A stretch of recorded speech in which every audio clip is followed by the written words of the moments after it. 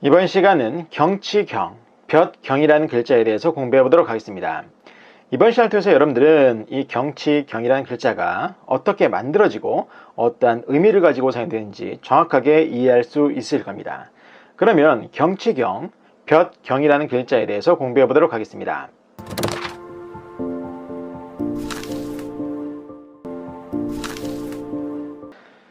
자, 경치경, 볕경이라는 글자를 공부하고 있는데요. 이 글자가 우리의 생활 속에서는 어느 때 사용되는지 한번 살펴보도록 하겠습니다. 먼저 경기가 좋다, 나쁘다 할 때 그 경기에서의 경자가 바로 오늘 배우는 글자입니다. 그리고 경치라고 할 때의 경자, 그리고 광경이라고 할 때의 경자, 그리고 배경이라고 할 때의 경자, 풍경이라고 할 때의 경자가 바로 오늘 배우는 이 경치경, 볕경이라는 글자입니다.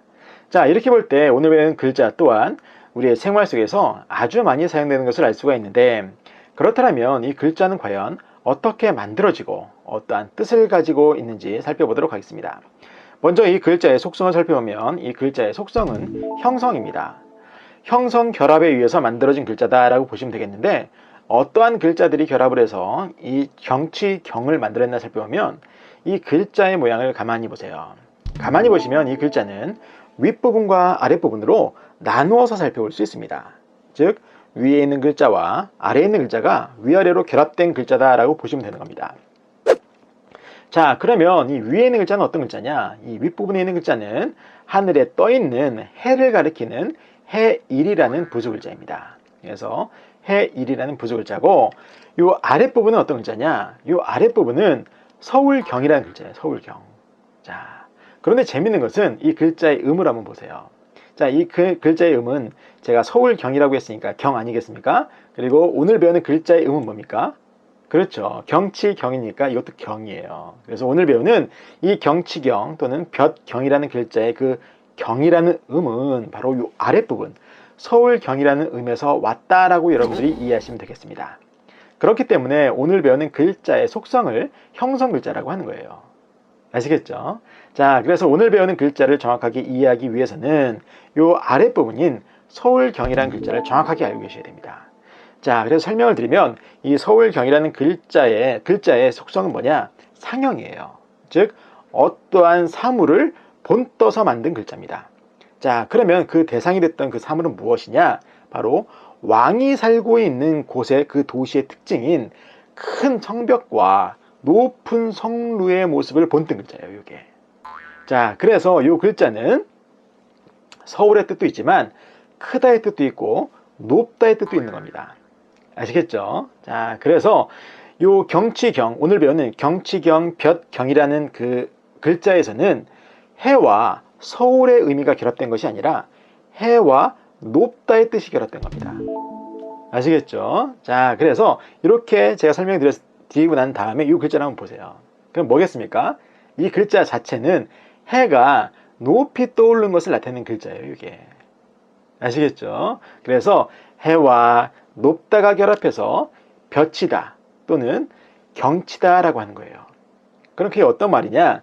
바로 볕이라고 할 때는 해가 높이 떠올랐을 때 그 아래를 비치는 그 볕이다 또는 햇빛이다 또는 빛이다 라고 하는 거예요. 그래서 이 글자에는 볕 말고 햇빛 또는 빛이라는 뜻도 있는 겁니다. 아시겠죠? 자, 그리고 경치라고 할 땐 그럼 뭐냐? 이 태양이, 이 해가 높이 떠올라서 어디를 비추고 있습니까?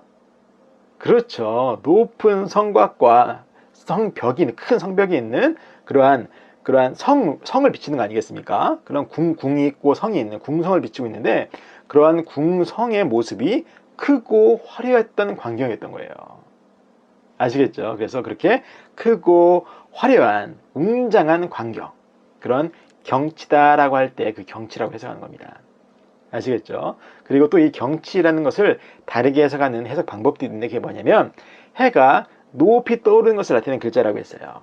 그래서 그렇게 높이 떠오르는 해처럼 높은 곳에 올라갔을 때 펼쳐지는 광경 또는 경치라고 해석하는 경우도 있습니다. 아시겠죠? 어떤 해석이 됐던 여러분들 파지하기 쉬운 그런 방법을 선택하시면 좋을 거라 생각이 듭니다. 그래서 평소에 여러분들이 이 글자 자체의 뜻처럼 해가 높이 떠올라서 쭉 따뜻한 햇빛을 비추는 그런 그 밝은 날을 경험하실 때마다 이 글자를 연상하셔도 아주 좋겠고, 그리고 해가 높이 떠올라 있는 것처럼 높은 지대 또는 높은 건물에 올라갔을 때 펼쳐지는 그런 멋있는 광경을 볼 때마다, 그래서 제가 서두에 어떤 사진을 보여드렸습니까? 그렇죠. 해가 떠오르면서 펼쳐지는 그러한 서울의 멋있는 광경을 담은 그런 사진을 보여드렸죠.